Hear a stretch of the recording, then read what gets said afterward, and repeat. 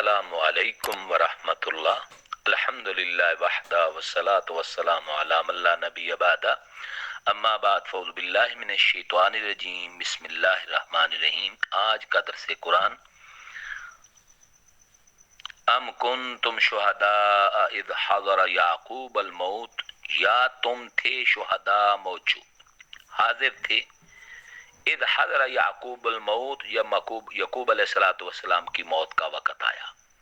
اذ قال لبنیہ، جب انہوں نے اپنی اولاد سے اپنے بیٹوں سے کہا، ما تعبدون من بعدی، میرے بعد تم کس کی عبادت کرو گے؟ قالوا نعبد الہک و الہ آبائک ابراہیم و اسماعیل و اسحاق الہا واحدا، ہم عبادت کریں گے آپ کے معبود کی،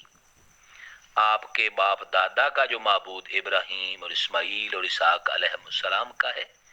الہ واحدہ، ایک ہی الہ کی، ایک ہی معبود جو آپ کا ہے، یعنی اللہ پاک، اور آپ کے باپ دادا ابراہیم علیہ السلام، اسماعیل علیہ السلام، اسحاق علیہ السلام کا۔ وَنَحْنُ لَهُ مُسْلِمُونَ، ہم اسی کے فرما بردار رہیں گے۔ توحید ہو تو ایسی ہو، پھر یہ اللہ کے انبیاء اور رسول اللہ اور نیک اولاد۔ تلک امتن،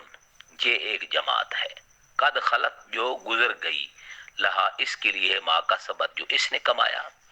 وَلَكُمْ، اور تمہارے لیے ہوگا، ما کسبتم، جو تم نے کمایا۔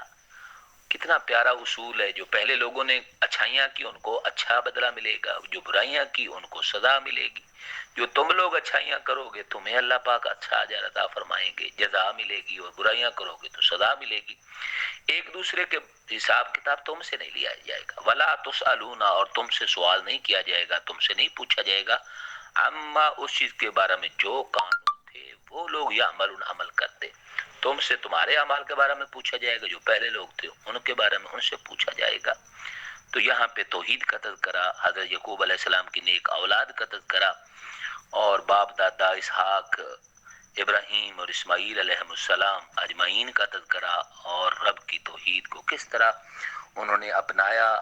صدیاں گزر جانے کے بعد آج ان کا چرچہ کس طرح پیارے زبان سے ثواب کے طور پہ، محبت احترام میں، اللہ پاک ہم سب کو بھی ان کے نقش قدم پہ چلائے۔ والسلام علیکم ورحمۃ اللہ۔